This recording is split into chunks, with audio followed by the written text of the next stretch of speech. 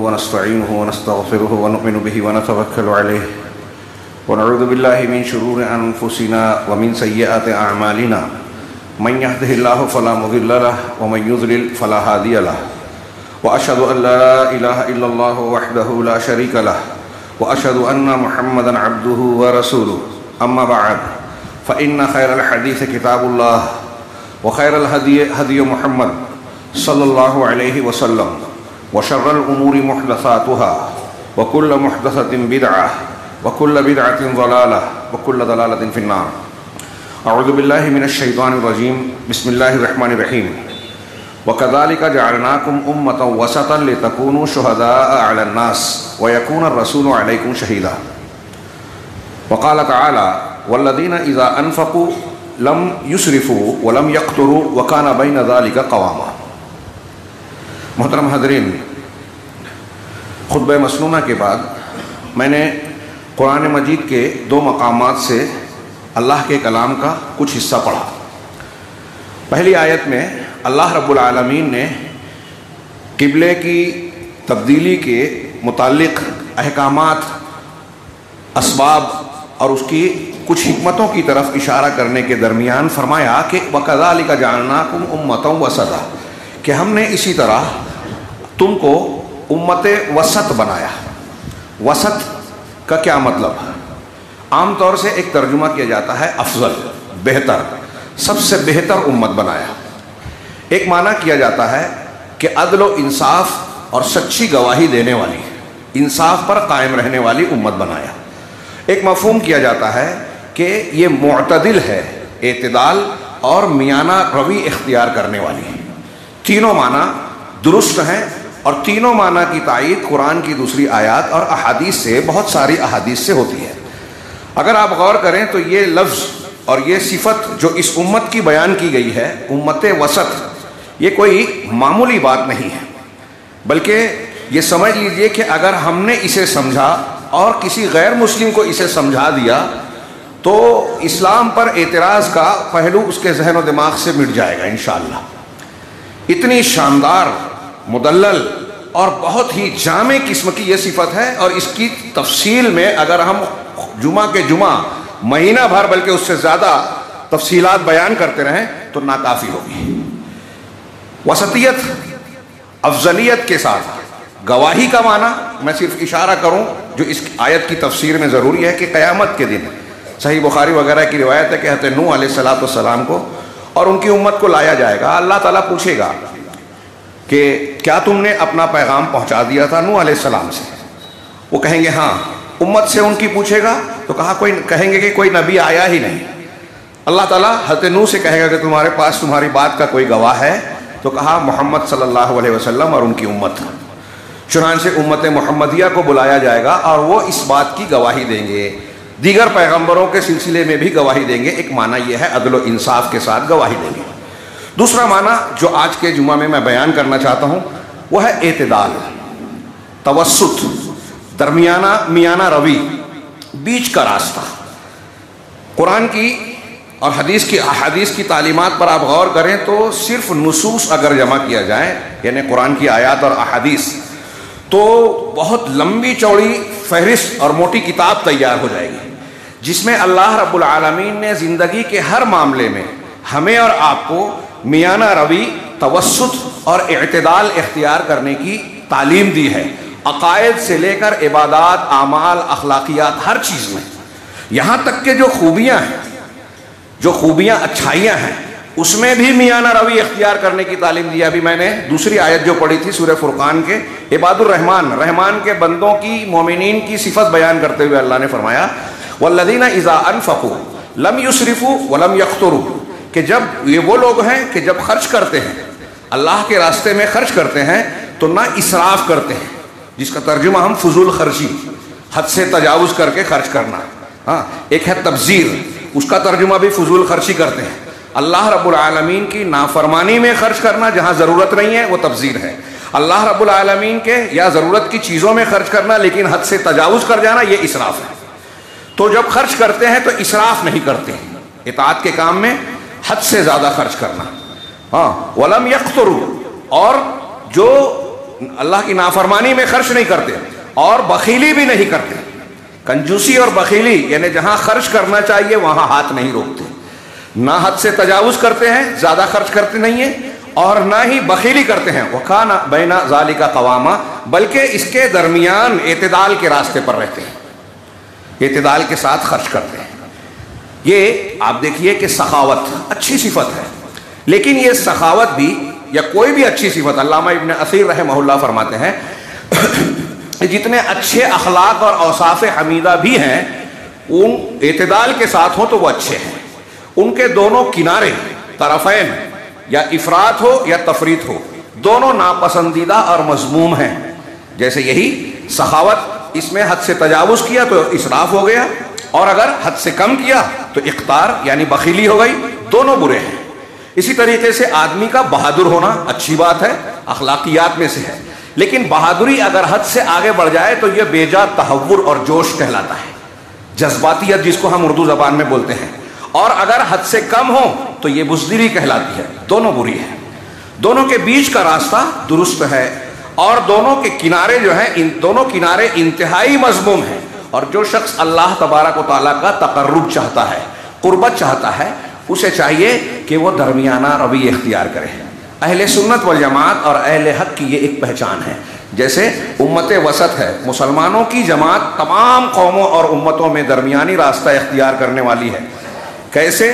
آپ پوری موٹی موٹی کتابیں لکھی ہیں علماء نے کہ یہود, نصارہ اور دوسری قوموں نے بعض جگہوں پر افراط اختیار کر لیا, بعض معاملات میں تفریط اختیار کر لی اور گمراہ ہو گئے. امت محمدیہ ان کے درمیان ہے, بیچ ہے, صحیح راستہ اعتدال والا راستہ اختیار کر. ایسے ہی علامہ ابن تیمیہ اور دوسرے لوگوں نے کہا کہ جس طرح ملت اسلام اور اہل اسلام ادیان باطلہ اور دنیا کے دوسرے مذاہب کے لوگوں کے درمیان امت وسط ہے, ایسے ہی اہل السنہ والجماعہ فرقہ ناجیہ, وہ گروہ جو نجات پانے والا ہے, وہ مسلمان فرقوں میں جو مختلف قسم کی بدعات اور تفرق کی بنیاد پر راہ راست اور صراط مستقیم سے ہٹ گئے, ان کے درمیان یہ گروہ ملت واحدہ جو ہے, جماعت واحدہ, یہ امت وسط کی حیثیت رکھتی ہے. شیخ الاسلام علامہ ابن تیمیہ رحمہ اللہ کی ایک لمبی اس سلسلے میں عبارت ہے, جسے پورا پیش کرنا بڑا مفید ہے, لیکن خطبہ جمعہ کی تنگ وقتی کی وجہ سے پورا پیش نہیں کیا جا سکتا. وہ کہتے ہیں کہ اہل السنہ والجماعہ اور فرقہ ناجیہ یہ تمام مذاہب اور فرقوں کے درمیان وسط ہے, جس طرح اسلام تمام ملتوں کے درمیان درمیانی اور اعتدال والی ہے.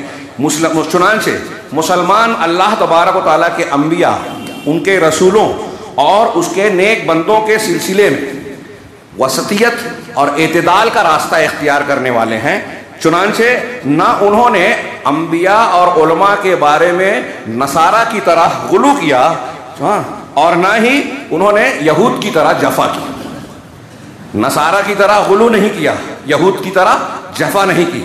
نصارہ نے انبیاء کرام علیہ السلام کو یہود نے انبیاء کرام علیہ السلام کو قتل کیا, انکار کیا, ان کے ساتھ ظلم و زیادتی کی, حضرت عیسیٰ علیہ السلام کو سولی پر چڑھانے کی کوشش کی, کہ جفا کی.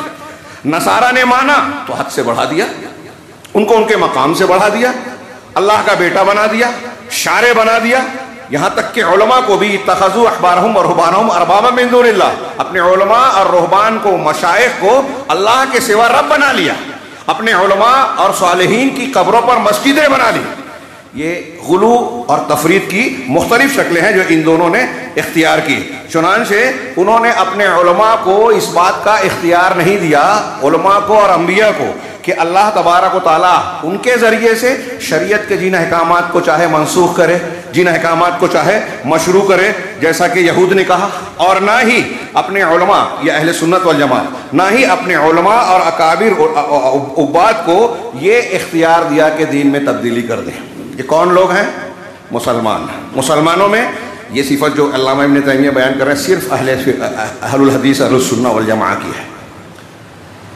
کوئی برا نہ مانے, یہ ایک زندہ حقیقت ہے.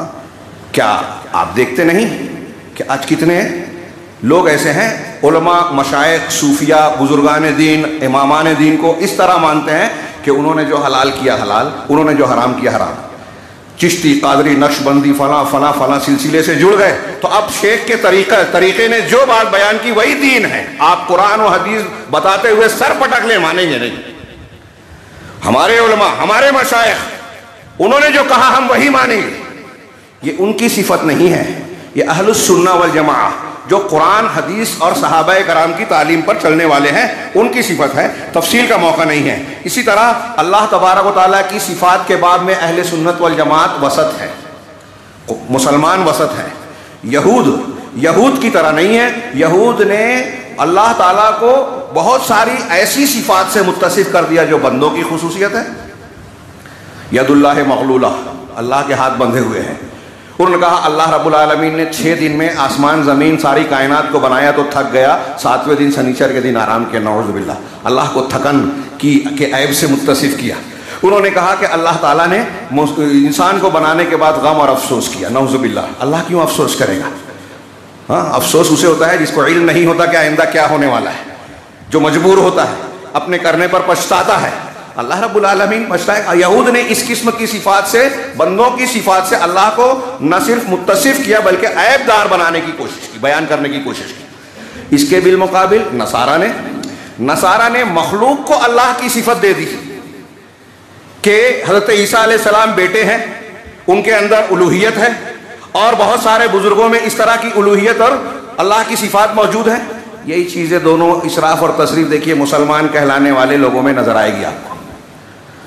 کچھ لوگ اللہ رب العالمین کو تشبیہ دیتے ہیں مخلوق کی صفات سے. کچھ لوگ اللہ رب العالمین کی صفات کا انکار کرتے ہیں. کچھ لوگ اللہ رب العالمین کی صفات مخلوق میں مانتے ہیں کہ رسول اللہ صلی اللہ علیہ وسلم عالم الغیب اللہ کی طرح، وہ نور ہیں. ہمارے بریلوی حضرات اللہ کے رسول کو نور کہتے ہیں، شیعہ جو ہیں وہ 12 امام کو کہتے ہیں، اثنا عشری. اور پھر وہ لوگ مزید جو ہے ان کے سلسلے میں ہمارے یہاں جو یہ اولیاء پرستی اور قبر پرستی کی بنیاد پائی جاتی ہے، ان میں آپ دیکھیں گے کہ بزرگان دین کے بارے میں اتنا غلو جو کفار مکہ جن کو ہم کفار کہتے ہیں، قرآن نے مشرک اور کافر کہا، ان کا بھی عقیدہ نہیں تھا. ابھی ہم دروس میں تفصیل سے بیان کر رہے ہیں کشف الشبہات کے کہ کفار مکہ اللہ رب العالمین کے ساتھ دوسروں کو عبادت میں شریک کرتے تھے، لیکن ربوبیت میں کہ کائنات کو بنانے والا، چلانے والا، تدبیر کرنے والا، زندگی موت دینے والا، روزی دینے والا، بارش برسانے والا صرف اللہ ہے. یہ قرآن جگہ جگہ کہتا ہے. لیکن ہمارے یہاں بہت سارے لوگ، شیخ عبد القادر جیلانی نے مردے کو زندہ کر دیا، اللہ تعالیٰ سے ضد کر کے جو ہے ایک عورت کے حق میں ایک بھی بچہ لوح محفوظ نے نہیں لکھا تھا، اس کو 6-7 بچے دلوا دیے اللہ سے ضد کر کے. اور ہمارے یہاں جاہل لوگ بیان کرتے ہیں، جن کو لوگ علامہ سمجھتے ہیں، کہ بیان کرتے ہیں کہ اللہ تعالیٰ نے عبد القادر جیلانی سے 70 سے زائد مرتبہ یہ عہد کیا کہ تیرے ماننے والوں کو بخش دیا. اب شرک کرو، بدعت کرو، شراب پیو، زنا کرو، کوئی بھی شریعت کی مخالفت کرو، اگر سلسلے سے جڑ گئے تو بس بیڑا پار. یہ دین شریعت نہیں ہے، دھوکہ اور فریب ہے. اور یہ غلو، افراط و تفریط آج امت میں شدت سے پائی جاتی ہے. اور حیرت افسوس کی بات ہے کہ ان باتوں کو بیان کرنا برا مانا جاتا ہے. آپ قرآن و حدیث کو توڑے مروڑے گمراہی اختیار کریں، لوگوں کو جہنم کے راستے کی طرف بلائیں، اور لوگ خاموش رہیں. سارے کے سارے خاموش رہنے والے بھی اللہ کے یہاں جواب دہ ہوں گے. قوماً اور عام بات ہے اس قسم کی گمراہیاں. اللہ تبارک و تعالیٰ کے اسی طریقے سے یہ بہت ساری صفات اور چیزیں بیان کی ہیں دوسری امتوں کے بیچ میں. رہے اہل سنت والجماعت تو وہ تمام فرقوں میں وہ امت وسط ہیں. چنانچہ اللہ رب العالمین کے اسماء و صفات کے بارے میں ان کی بات کا میں اپنے الفاظ میں، حالانکہ بہت مفید ہے لیکن موقع نہیں ہے، وقت نہیں ہے. اللہ تعالیٰ کے اسماء و صفات کے باب میں اہل تعطیل جو اللہ کے اسماء و صفات کا انکار کرتے ہیں، قرآن و حدیث میں اللہ کی صفات جو بیان کی گئی ہیں، نام جو آئے ہیں، کچھ طبقات ایسے ہیں جو بالکل ہی اس کا انکار کرتے ہیں، کچھ ایسے ہیں جو کچھ کو مانتے ہیں کچھ کا انکار کرتے ہیں، کچھ ایسے ہیں جو ناموں کو مانتے ہیں صفات کا انکار کرتے ہیں. سب گمراہ، ان کی گمراہی کفر تک پہنچتی ہے. ہم فتویٰ انفرادی طور پر نہیں دیتے، لیکن اللہ اور رسول سے جو چیز ثابت ہے اس کا انکار کرنے والا کرنا کفر ہے. تو ایک اہل تعطیل ہے جو اللہ کے اسماء و صفات کا انکار کرتے ہیں. اگر ہم فرقوں کے نام لیں گے تو آپ کہیں گے کہ وہ پائے نہیں جاتے، جہمیہ، معتزلہ، اشعریہ، ماتریدیہ وغیرہ وغیرہ. لیکن ہمارے بیچ میں اس کے ماننے والے ہیں. ان لوگوں نے اللہ کی کلام کی صفت کا انکار کیا، ہاں، معتزلہ کا کہنا تھا نا قرآن اللہ تبارک و تعالیٰ کی مخلوق ہے، جبکہ قرآن اللہ کی صفت ہے، کلام اللہ کی صفت ہے. جب سے اللہ ہے ہمیشہ سے ہے، اس کی صفات بھی ہمیشہ سے ہے. اللہ ہمیشہ سے پیدا کرنے والا ہے، صفت اس کی قدرت موجود ہے، لیکن جب اس نے بالفعل پیدا کیا ابتدا پہلی مخلوق کو تو بالفعل عملاً خالق ہوا. ایسے ہی کلام کرنے والا ہمیشہ سے ہے، جب چاہا تب کلام کیا. تو یہ عقلی گھوڑے دوڑا کے کہتے ہیں کہ ارے جب کوئی نہیں تھا تو کس سے بات کی؟ نہیں کی. اور نہیں کی تو کیا صفت کلام نہیں تھی اللہ کے اندر؟ تو پیدا نہیں کیا تھا تو خالق نہیں تھا؟ یہ معتزلہ نے یہ کہا. امام احمد بن حنبل کا یہی جہاد تھا. گرفتار کیے گئے 2-3 عباسی خلیفہ نے ان کو گرفتار کیا، کوڑے برسائے، بعد میں اسی میں ان کی وفات اور موت ہوئی. انتہائی شدید اور سخت قسم کی ان کی ابتلا اور آزمائش.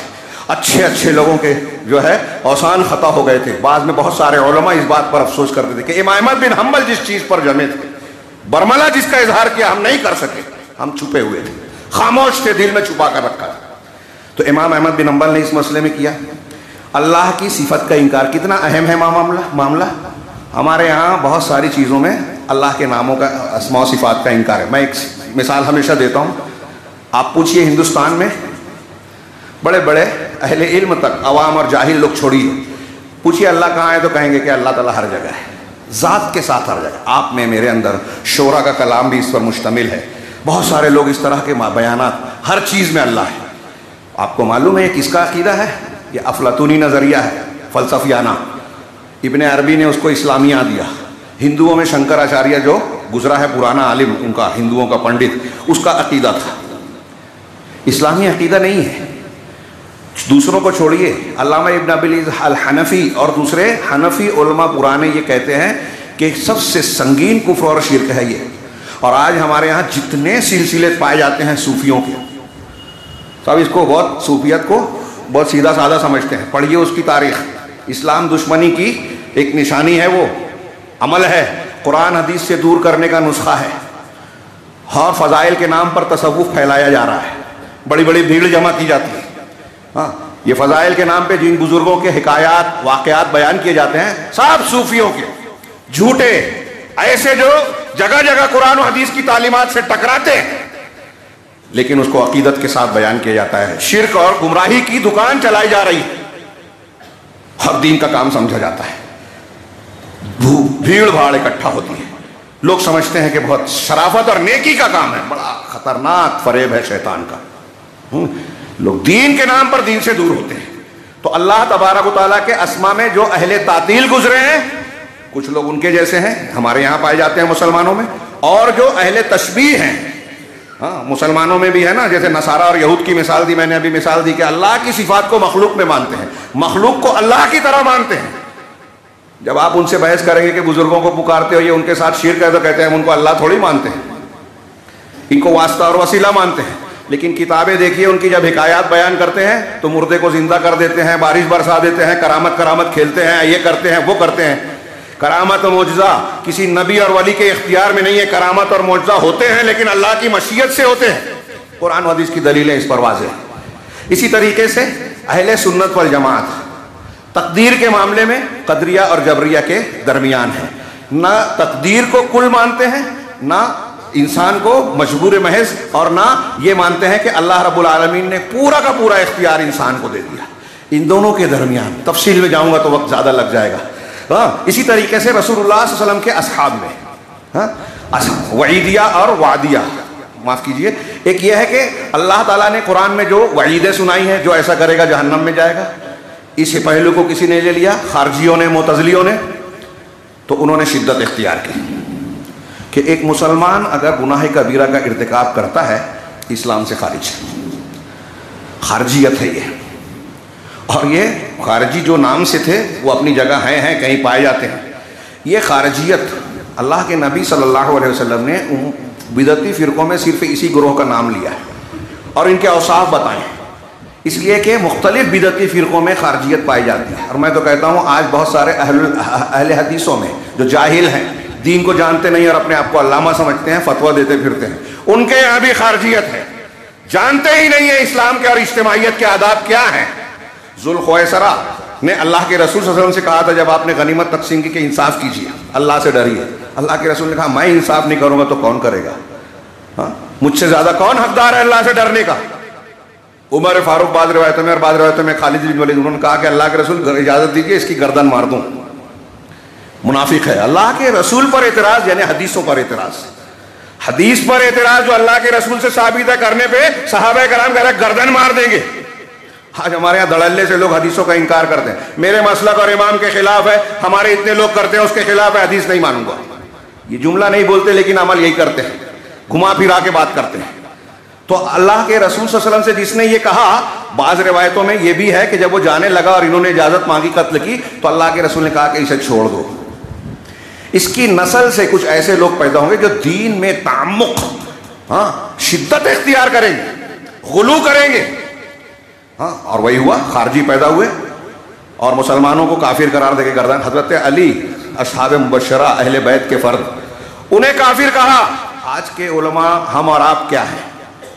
یہ سید قطب جماعت اسلامی اور اخوان المسلمین کی جو فکر ہے، جو وَمَن لَّمْ يَحْكُم بِمَا أَنزَلَ اللَّهُ فَأُولَٰئِكَ هُمُ الْكَافِرُونَ کے تحت غلط استدلال کر کے مسلمانوں کے حکام کو، علماء کو کافر قرار دیتے ہیں، اور پوری دنیا میں دہشت گردی کو، اسلام کو بدنام کرنے والا ایسا کھیل آلہ کار بن کے شروع کیا کہ اسلام کو اس سے زیادہ کسی چیز نے موجودہ دور میں نقصان نہیں پہنچایا۔ علی وجہ بصیرہ کہہ رہا ہوں، جتنے قتل ہوئے مسلمانوں کے لاکھوں کی تعداد میں اس غلط فکر کی وجہ سے، انہوں نے موت کے منہ میں جھونک دیا اور نہ جانے کتنے نقصانات پہنچائے۔ اور پھر یہ شیعوں سے، یہودیوں سے تال میل کرتے ہیں، اہل سنت اہل توحید سے دشمنی مرض بول لیتے ہیں، مخالفت کرتے ہیں۔ یہ افراط و تفریط کا نتیجہ۔ تو یہ خارجی جو ہیں وعید میں شدت اختیار کی، اللہ کے رسول صلی اللہ علیہ وسلم کی شفاعت کا انکار کرتے ہیں کہ گناہ کبیرہ کیا تو سفارش نہیں ہوگی، انکار کرتے ہیں جو متواتر حدیثوں سے ثابت ہے۔ اس کے بالمقابل مرجیہ ہیں کہ آپ نے ایمان اور کلمہ پڑھ لیا، آپ کوئی بھی گناہ کیا کوئی نقصان نہیں۔ تو اللہ کے رسول صلی اللہ علیہ وسلم کہا دونوں کے درمیان ہے، اہل سنت والجماعت دونوں کے بیچ میں ہے۔ یہاں ہمارے یہاں بہت سے لوگ ارجا میں پڑے ہوئے ہیں، ہم مسلمان ہیں، کلمہ گو ہیں، اہل حدیث ہیں، ہم مسجد میں جائیں نہیں، درس قرآن درس حدیث سننے کی ہم کو کیا ضرورت ہے؟ بہت علامہ ہے، علماء پہ کیڑے نکال لیں گے حالانکہ جاہل ہے۔ بہت ساری اس طرح کی خامیاں نظر آئے گی اور گناہ زیادہ کریں گے، تھوڑی نیکیاں کر کے امید لگا کے بیٹھے۔ یہ ارجا ہے۔ مرجیہ کی تفصیل اپنی جگہ، اس تین کیٹیگری ہے، فرقے کی حیثیت سے فی الحال وہ موقع نہیں ہے۔ اسی طریقے سے صحابہ کرام کے بارے میں رافضی ہیں، حضرت علی اور اہل بیت کی محبت میں غلو کرتے ہیں، دوسرے صحابہ کو کافر کہتے ہیں۔ ناصبی اور خوارج ہیں، یہ بہت سارے صحابہ کو کافر کہتے ہیں اور اہل بیت کی مخالفت کرتے ہیں۔ دونوں کے بیچ میں ہے اہل سنت والجماعت۔ اس طرح آپ دیکھیں کہ اہل سنت والجماعت عقائد میں درمیان میں ہے۔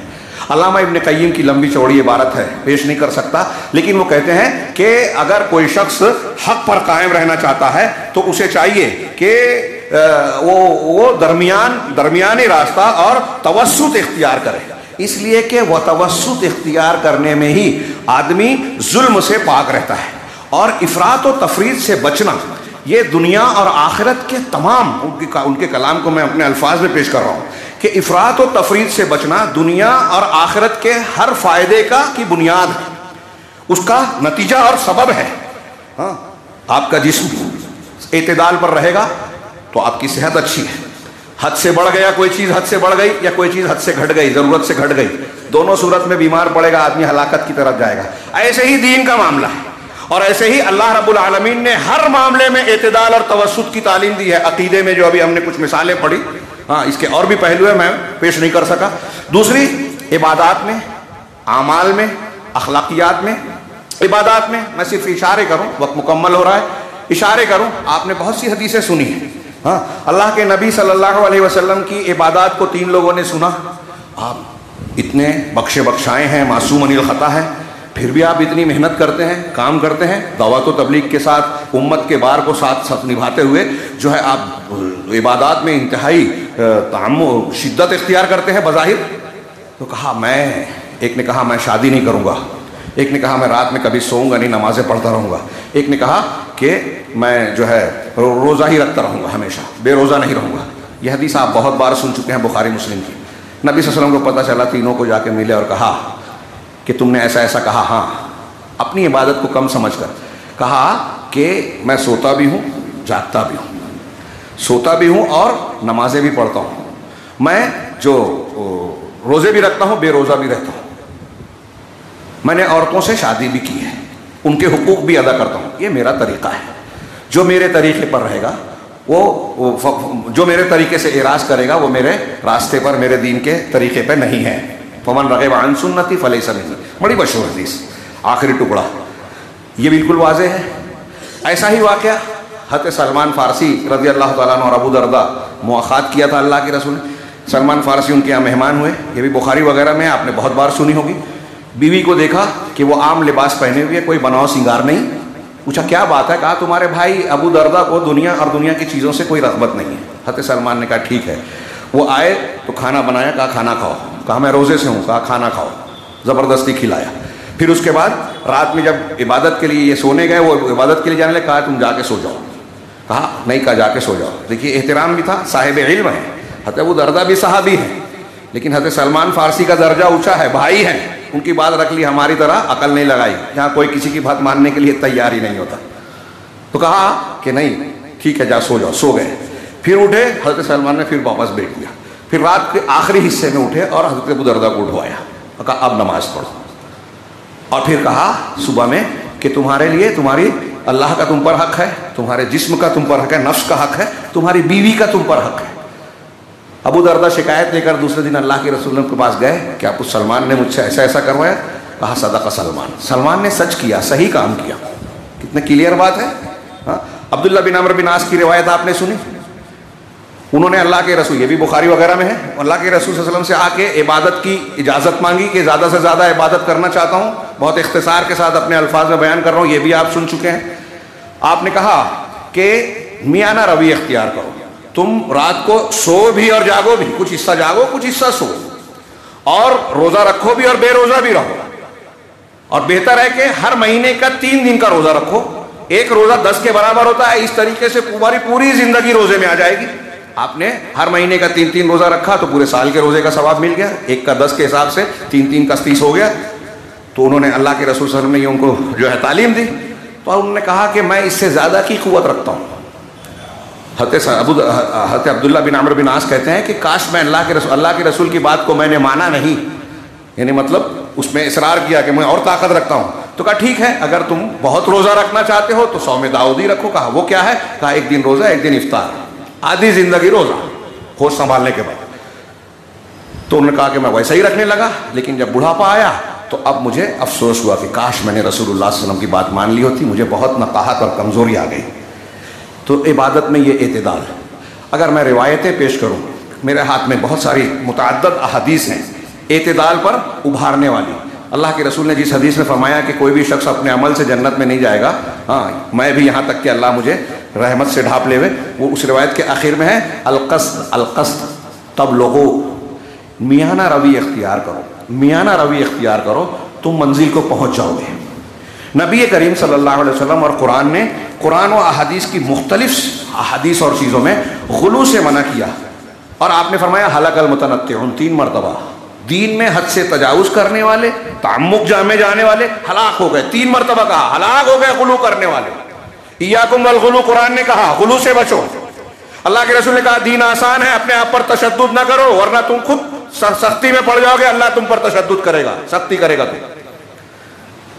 نبی کریم صلی اللہ علیہ وسلم نے مختلف اعمال میں بھی منع کیا، یہاں تک کہ ابو داؤد کی صحیح حدیث ہے، عبداللہ بن مغفل رضی اللہ تعالیٰ عنہ فرماتے ہیں کہ آپ نے فرمایا کہ میری امت میں عنقریب میری امت میں ایسے لوگ پیدا ہوں گے جو وضو میں اور دعا میں غلو کریں گے، حد سے تجاوز، لمبی لمبی دعا، اور لوگ اس کو فضیلت سمجھتے ہیں۔ اجتماع ہو رہا ہے، چلے بھیڑ بھاڑ کریں، دعا کے دن اکٹھا، کون سی بات ہے؟ آپ اپنی دنیا کی مشغولیت میں، دنیا داری میں، نفس پرستی میں، شرک و بدعت، خرافات، دین کی تعلیم نہیں، اور جا کے اجتماعی دعا میں بخش دیے جائیں گے؟ کون سا سلف کا طریقہ ہے؟ صحابہ کرام میں ایسی کوئی ریت تھی کہ دعا ہو رہی ہے اجتماعی چلو سب اکٹھا ہو جائیں؟ ہاں، برا نہ مانے جو لوگ یہ کر رہے ہیں، اپنے آپ سے پوچھیں کہ آپ کا یہ عمل شریعت میں اللہ کے نزدیک کیا ہے، دین کا حصہ ہے کیا؟ اس طریقے سے آپ، جیسے میں یہ ایک بات بیان کر رہا ہوں، آپ دیکھیں کہ دین کے مختلف معاملات میں ہم نے افراط و تفریط اختیار کر رکھی ہے، غلو اختیار کر رکھا ہے۔ حضرت عبداللہ ابن مسعود رضی اللہ تعالیٰ عنہ کا ایک قول آب ذر سے لکھنے کے لائق ہے. وہ کہتے ہیں کہ الاجتہاد کیا ہے، الاقتصاد فی السنہ خیر من الاجتہاد فی البدعہ. امام احمد نے نقل کیا اس کو کتاب الزہد میں. صحابہ کرام کا علم جڑوں پہ تھا، ہم لوگ جاہل ہیں ان کے سامنے، کچھ نہیں جانتے، دین کی نبض کو جانتے تھے. انہوں نے کہا کہ سنت کے سلسلے میں میانہ روی اختیار کرنا، تھوڑا کیا تھوڑا آرام دیا، درمیانی روش اختیار کرنا، یہ بدعت میں محنت مشقت اٹھانے سے زیادہ بہتر ہے. 2-3 قول میں پیش کرنا چاہتا ہوں، پورا نہیں پیش کر پاؤں گا لیکن بہت اہمیت کے حامل ہیں. کہتے ہیں ان دلائل کی روشنی میں دیکھیے، علامہ ابن قیم کہتے ہیں کہ سلف ان دونوں اصلوں کو بہت زیادہ ذکر کرتے تھے. اور وہ کیا ہے؟ 2 بنیادیں اس دین کی، ایک اعمال میں اعتدال اختیار کرنا اور دوسرے سنت کو مضبوط پکڑنا. ان کی عبارت کو اپنے الفاظ میں 2 باتیں سلف، صحابہ، تابعین، ائمہ دین اس کو بہت زیادہ اہمیت دیتے تھے. ہمارے ہاں اس کو اہمیت نہیں دیتے. ایک کیا کہ سنت میں اعمال میں میانہ روی، نہ افراط نہ تفریط، درمیانی راستہ. رات میں سونا بھی ہے، جاگنا بھی ہے. اس کے بہت سے واقعات ہیں، فی الحال موقع نہیں. ہاں، اور دوسرا سنت کو مضبوط پکڑنا. کہہ رہے ہیں شیطان جو ہے وہ انسان کے، علامہ ابن قیم کہتے ہیں شیطان انسان کے دل کو سونگھتا ہے، دل کو سونگھتا ہے، اس کو جانچتا ہے، پرکھتا ہے. اگر دیکھتا ہے کہ اس کے اندر بدعت کا داعیہ موجود ہے اور وہ اللہ کے رسول صلی اللہ علیہ وسلم کی سنت سے اعراض کرنے کا مادہ اپنے اندر رکھتا ہے تو اسے سنت پر مضبوطی سے جمے رہنے سے باہر نکال دیتا ہے. دین کا کام کرواتا ہے لیکن بدعت میں محنت کرتا ہے، سمجھتا ہے میں نے جنت کندھے پر رکھ لی، خواب میں دیکھ لی، یہ کر لی وہ کر لی، شیطان دکھاتا ہے. تو اگر اس کے اندر سنت کا داعیہ مضبوط نہیں ہے تو شیطان اس طرف لے جاتا ہے. اور اگر اس کے دیکھتا ہے کہ وہ سنت کے سلسلے میں بہت حریص ہے، اللہ کے رسول اللہ کی سنتوں کو مانتا ہے، حدیثوں کو طلب کرتا ہے، تو اب کیا کرتا ہے شیطان؟ دوسرا راستہ کیا کہ اسے خوب محنت کرنے کا حکم دیتا ہے اور اپنے نفس پر ظلم کرنے کا حکم دیتا ہے اور اقتصاد یعنی درمیانہ روی، میانہ روی اور وسطیت سے آگے بڑھنے کی تعلیم دیتا ہے، اس میں مبتلا کرتا ہے اور یہ کہتا ہے کہ یہ خیر ہے، اطاعت ہے، اس سے تم نے منہ موڑا تو تم ہلاک ہو جاؤ گے. علامہ یہ اچھی طرح علامہ ابن تیمیہ کہتے ہیں کہ انسان یہ جملہ کہنا کہ جو جتنی مشقت اٹھائے گا، تکلیف اٹھائے گا، اتنا اجر و ثواب ملے گا عبادات میں، یہ علل اطلاق صحیح نہیں ہے. بہت تفصیل سے بہت پیارا سمجھایا ہے لیکن میں صرف 2 جملوں میں بیان کروں کہ وہ کہتے ہیں کہ اصل میں شریعت کی اتباع کرنا یہ اہم ہے. بعض ایسی چیزیں ہیں جو بہت ہلکی ہے لیکن اجر و ثواب بہت بڑا ہے، جیسے اللہ کا ذکر. بخاری کی آخری حدیث ہم سنتے رہتے ہیں، کلمتان حبیبتان الی الرحمن خفیفتان علی اللسان ثقیلتان فی المیزان، کہ 2 کلمے ہیں جو رحمان کو بڑے محبوب ہیں، زبان پر بہت ہلکے ہیں اور میزان میں بہت بھاری. زبان پہ ہلکے آسان. امام شافعی کہتے ہیں اللہ کے ذکر سے زیادہ آسان اور فائدہ مند کوئی دوسرا عمل نہیں ہے عبادت. ذکر سنت کے مطابق ہونا چاہیے مگر تو یہ دیکھیے آسان ہے لیکن اجر و ثواب بہت بڑا ہے. تو اصل میں اس کا فائدہ اور اس کی حیثیت دیکھی جائے گی. بعض اعمال ایسے ہیں کہ اللہ کے رسول نے یہ بھی کہا کہ جتنی تم کو تکلیف ہوگی اتنا اجر ملے گا، لیکن یہ کن میں جو مشروع ہیں، جیسے حج کرنے میں مشقت ہوتی ہے، روزہ رکھنے میں کسی کو مشقت ہو رہی ہے، جو اللہ رسول، لیکن نفس مشقت اجر و ثواب کا باعث نہیں ہے. یہ ایک علمی نقطہ بہت غور سے سنیں. دنیا میں جتنے لوگوں نے اپنے طور پہ مذہب بنایا، ہندو مت، عیسائیت جیسے رہبانیت اور دوسرے لوگوں نے اختیار کیا، یہ اسی نفسیات میں کہ ہم اللہ کے راستے میں عبادت کرنے میں جتنا اپنے آپ کو تکلیف دیں گے اتنا اجر و ثواب ملے گا. یہ رہبانیت، خانقاہیت اور صوفیت، افلاطونیت اور جو سنیاس وغیرہ کا مزاج ہے، رہبانیت جین مذہب کی جو رہبانیت ہے، یہ سب اسی فکر کا نتیجہ ہے اور بہت سارے مسلمانوں نے اسے اختیار کر رکھی ہے. یہاں میں یہ عرض کرنا چاہتا ہوں، امام ذہبی اللہ کے رسول صلی اللہ علیہ وسلم نے جو ہے عبداللہ بن عمرو بن عاص کی روایت پیش کرنے کے بعد امام ذہبی کہتے ہیں کہ اللہ کے رسول صلی اللہ علیہ وسلم سے یہ ثابت ہے کہ قرآن کو 3 دن سے کم میں نہ پڑھا جائے اور اسے تین دن سے یا اس سے زیادہ میں پڑھا جائے، اس سے کم میں نہ پڑھا جائے. وحال الذی کہہ رہے ہیں کہ پھر اس کے بعد وہ کہتے ہیں فاقل مراد بالنہی، قرآن کی تلاوت کے سلسلے میں کچھ لوگوں نے شدت اختیار کی کہ زیادہ پڑھنا چاہے، میں زیادہ پڑھ سکتا ہوں روزانہ قرآن. بعض سلف سے یہ منقول ہے کہ وہ ایک دن میں پورا قرآن ختم کر لیتے تھے. علامہ ذہبی نے اس کا رد کیا اور کہا امام وکی اور فلاں سے یہ چیز منقول ہے، لیکن یہ چیز جو ہے پسندیدہ نہیں ہے. اللہ کے رسول صلی اللہ علیہ وسلم نے اس سے منع کیا ہے، اور اللہ کا رسول صلی اللہ علیہ وسلم کا قول اس لائق ہے کہ اس کی اتباع کی جائے. اس ضمن میں انہوں نے یہ کہا کہ دین آسان ہے، اور قرآن کو ترتیل کے ساتھ تہجد میں یا دوسرے مقام پر اس کا 7واں حصہ کر کے پڑھا جائے، 7 دنوں میں کم سے کم کیا جائے، یہ بہتر اور افضل ہے. اور زیادہ سے زیادہ آپ کر سکتے ہیں تو 3 دن میں. آپ کہہ رہے ہیں کہ اگر کوئی شخص جو ہے نوافل کو پڑھتا ہے، سنن رواتب کو پڑھتا ہے، تحیۃ المسجد کو پڑھتا ہے، اذکار معصورہ جو صبح کے اذکار، شام کے اذکار، سونے کے وقت کے اذکار، کھانے کے، گھر سے نکلنے کے، گھر میں لوٹنے کے، اور مختلف قسم کے اذکار ہیں، نماز فرض نمازوں کے بعد کے اور صبح کے جو اذکار ہیں، پھر ساتھ ساتھ وہ علم کو حاصل کرتا ہے، قرآن کو سیکھتا ہے، حدیثوں کو جاننے کی کوشش کرتا ہے، علماء کی مجلسوں میں بیٹھتا ہے، اور پھر لوگوں کو نیکی کا حکم دیتا ہے، جاہل کو جو ہے وہ لوگوں کی جاہل کی رہنمائی کرتا ہے، ان کو دین کی تعلیم دیتا ہے، فاسق و فاجر کو روکنے کی کوشش کرتا ہے، اور اس طرح جتنے بھی دوسرے شریعت کے کام ہیں وہ انجام دیتا ہے. فرائض کو جماعت میں ادا کر کے طمانینت، انکسار اور ایمان کے ساتھ، اور واجب کو ادا کرتے ہوئے، کبائر سے بچتے ہوئے، دعا اور استغفار کرتے ہوئے، صدقہ کرتے ہوئے، صلہ رحمی کرتے ہوئے، تواضع، اخلاص اور دوسرے آداب کو اختیار کرتے ہوئے، اگر یہ سارے کام جو شریعت نے ہم کو اور آپ کو حکم دیے ہیں اس کو کریں گے تو یہ کہہ رہے ہیں لشغل عظیم جسیم، یہ بہت بڑی مشغولیت ہے، اور یہ اصحاب الیمین اور اولیاء اللہ المتقین کا مقام ہوگا. اب سوچئے یہ امام ذہبی نے جو بیان کیا، میں بیچ سے پیش کر سکا، وقت کو دیکھ کر گھبرا رہا ہوں کہ ٹائم زیادہ ہو جائے گا، تو کہہ رہے ہیں کہ یہ ساری چیزیں جب کوئی بندہ انجام دے گا تو کیا اس کو اتنا وقت ملے گا کہ وہ ایک دن میں قرآن پڑھ لے؟